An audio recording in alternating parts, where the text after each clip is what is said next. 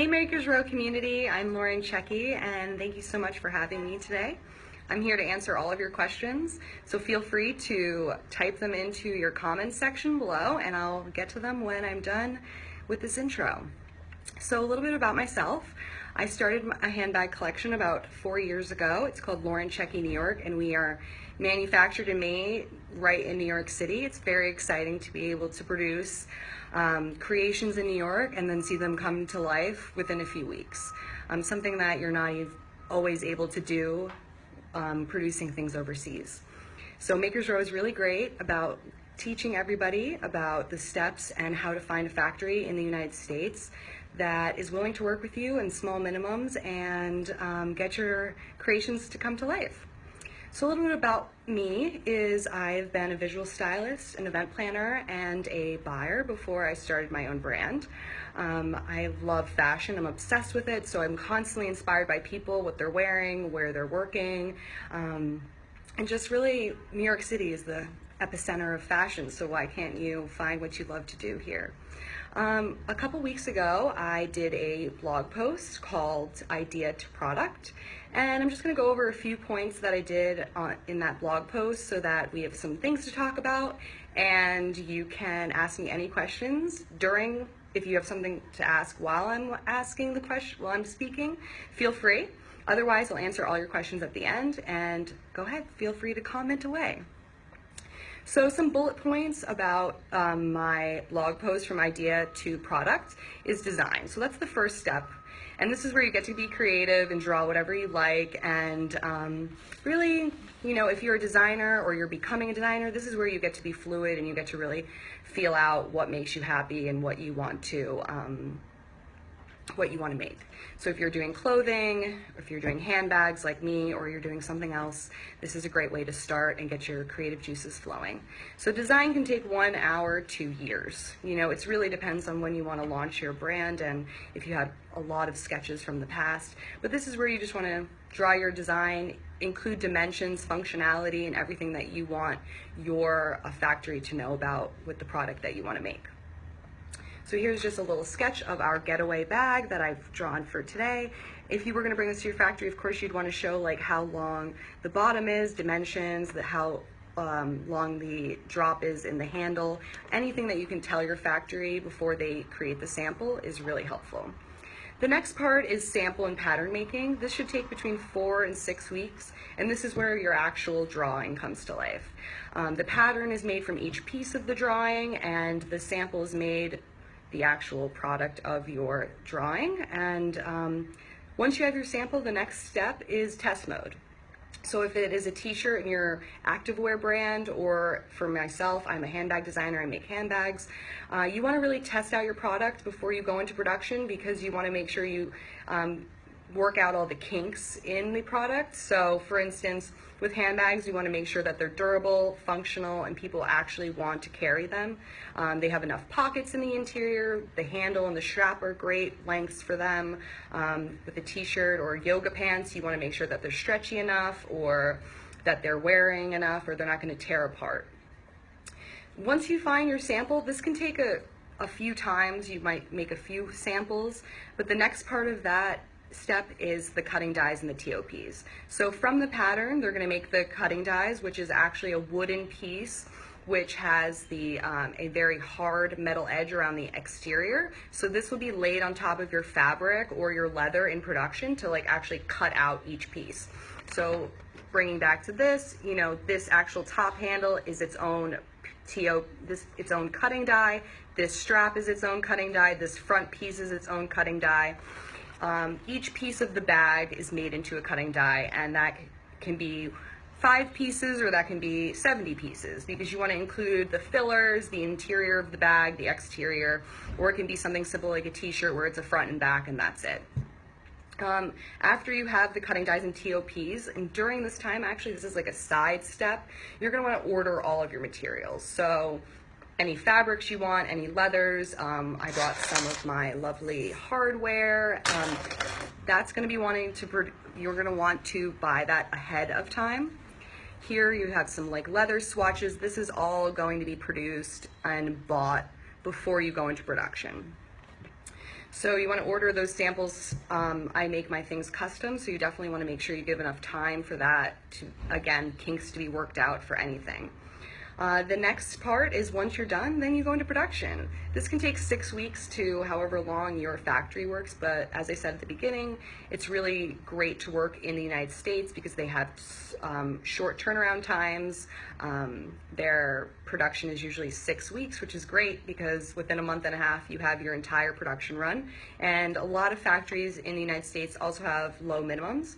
So you might be able to do 8 per style per color, or you may 50 per style per color, whereas if you go overseas, you may have to do 300 per style per color, 3,000 style per color. So being made in the USA is definitely a benefit for producing here.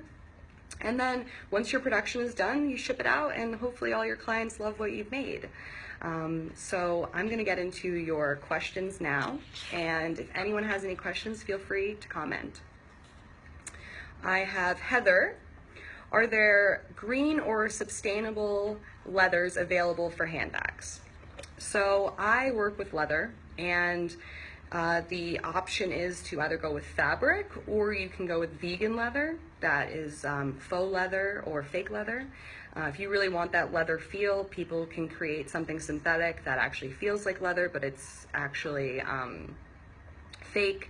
You can also, leather and green, I'm not really sure those two go hand in hand, but I do know that a lot of factories, they care about that all parts of the cow are used. So not just the skin, but also the meat and everything else that goes along with that. Bruce Surden from USA Skates.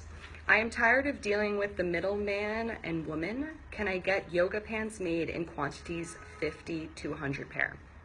Well, as I said, that United States is great because they have low minimums, and if you find a factory that specializes in activewear, as you've said that you have yoga pants, they probably can make lower quantities for you. So they'd be able to produce something special for you.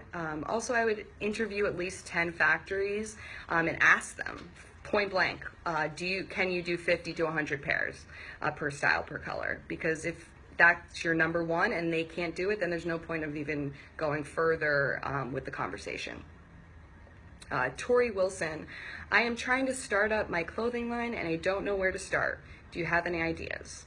Well, Tori, I definitely think sketching is going to get you first where you want to go.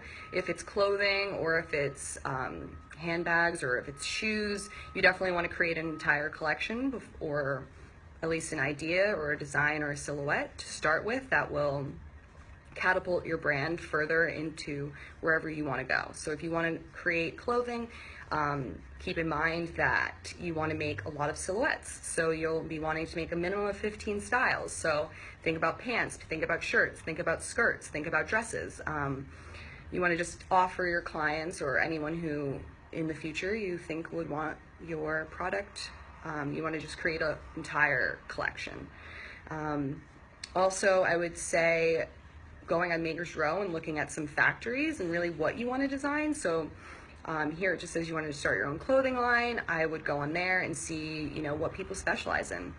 So if you are thinking about doing dresses or you're doing women's wear, you might want to focus on somebody who, focus on designing things for women. And if you want to go into menswear, obviously focus on that. Johia Forbes, an executive assistant trying to break into the fashion industry. Should I make an effort to learn to sketch and do technical drawings before I jump into becoming a designer? How have people done this before without being trained designers? Well, I did not attend FIT or Parsons or LIM here in New York City. I attended Lynn University in Boca Raton, Florida, and I was not a trained fashion designer by any means. I did take fashion courses and I did take a Project Runway course, but I did not learn every aspect it is to make a handbag or to make a clothing line. I didn't take pattern classes. So I do say that you can become a designer without going to fashion school. I do think that you should study it, and that could be just you working in the industry, reading up in the industry, totally being enthralled with everything that's going on. Also, I do think you should learn how to sketch, because for you to verbalize what you want to tell your factory is kind of sometimes lost in translation. And when you have a sketch, they're able to understand what you mean better than if they didn't have a sketch. So I definitely think that you should learn how to sketch some things that you want to design, maybe some silhouettes or some, just basic ideas that you think would be great. And that way you can explain your idea a little bit better than what is happening if you just went in without sketches. I don't think that you have to learn CAD. I don't think you need to learn those technical things, because you can hire people to do, CAD is a very difficult thing to understand, so you can definitely find people who can help you out with that. Aubrey, how long did it take to launch from design, concepts, sketches, CAD to final? Well, it's been a long road, to say the least. I've been in love with fashion since I was a young girl, so for me, I've always sketched and I've always been doing those things. So from when I was 5 until I was 25, I was sketching until I started my business. So you can also just start sketching today and launch a brand next year. I don't think that there's an actual time frame. I think it's just what's comfortable to you and what you feel like your sketch is the best it can possibly be, and then you can move into production from there. How many SKUs items did you launch with? I launched with 3 bags. I launched with our Sorella bag, which is still our #1 seller and the first bag that kicked it off.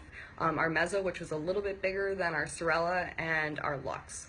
And those 3 styles are still in our inventory, and they're still being made bags today. And yeah, so you could start with 3, and you can start with 50, and you could start with 60. It really depends on what kind of brand you have and what brand you want to build and where you want to bring your brand.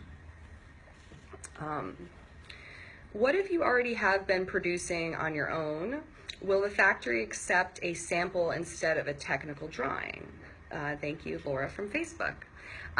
Yes, you can definitely bring in an actual sample. That's always great. Anything to reference too, like if it's not even your own sample, it's a bag or a shirt or a clothing that you actually enjoy, even bringing that to your factory so they can take it apart and really understand it.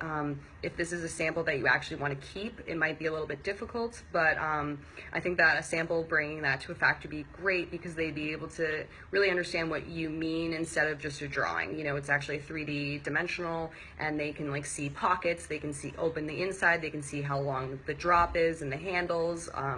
If it's fabric or clothing, the same thing. They can see the seams, they can see how many pieces it took to make it, and go on from there. Laura from Facebook again. How do you go about finding a reputable children's manufacturer? Well, first I would definitely head to makersrow.com, because they have many, many, many factories, and if you do search, they'll be able to kind of weed out from children's to maybe other people who specialize in children's wear. Otherwise, I'd start just looking online about other children's clothing designers and see where they produce their stuff.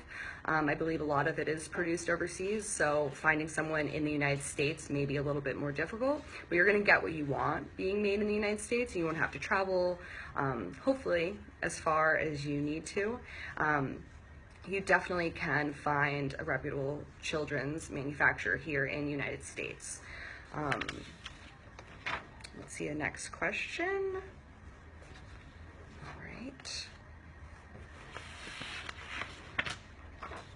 Okay. Anonymous. We are getting ready to produce our first run with our factory. We have brought up some quality issues during sample making and discussed with the factory. They are submitting a TOP sample for approval, but how should we be protecting ourselves against damages that slip up through QC? Should the factory be accountable for this? I think once you get the TOP sample back, then you should definitely, check it out and see if it's definitely the way that you wanted it to be. From sample to patterns and production, you want to make sure that you are getting really what you want from the sample. And I think then you just need to sit down with them after and really discuss about the issues that you've had with them and the quality control, because quality is obviously the #1 priority of a brand. They definitely want you definitely want to have the best quality. You don't want something that isn't the best. And if you think that they're being sketchy or they're not letting you know information, you want to find a factory that you actually believe in and somebody that you respect and somebody that you trust. So I know that my factory, we're friends, you know what I mean? Like, they can tell it to me how it is, and also I'm getting the best quality because it's just the trust there. It's also their quality, but it's definitely a trust. You need that with any factory because you're going to be spending a lot of money with them, and you want to feel that you're not being in the dark about anything and you're getting what you want. Ted Endicott says, at what point should you move from working prototype to short run or full run production? And should you have inventory even if you don't have a buyer yet? Yes. That second part of the question is yes. You should 100% have inventory before you have a buyer. This can be sample, this can be a short, small run. If you do it in the United States, you can maybe get a small minimum. So I definitely think that, because when you have samples and you have inventory, that's what you can actually have them in stores and people can actually buy them online, and you can create your own e-commerce. That's really important. With starting your company, you can get more capital that way and create more production runs later on. And back to the first point, what point should you move from prototype to a short run or full run production? I think once you're completely happy with your prototype, or like I usually run from prototype to sample and then to production. So for that, I would definitely say that whenever you feel comfortable with the prototype or sample that you've made, then you should move into production, or you think it's the right time. I don't think that you should wait around for buyers. I think that you should entice them and excite them and make them want you. And by that, they're going to be able to see what you're creating on your own without having a buyer. A buyer can be a customer. It can be your friend purchasing your first sample, or doing a small production run and being able to really sell that and get your name out there, and then more buyers will be interested in you because you can say, oh, well, actually we have our own e-commerce store, and actually we've already been featured in a magazine, and actually we're consigning at XYZ store. Being able to get your name out there is definitely important, and I think that you shouldn't be afraid because you don't have somebody interested in buying your product yet.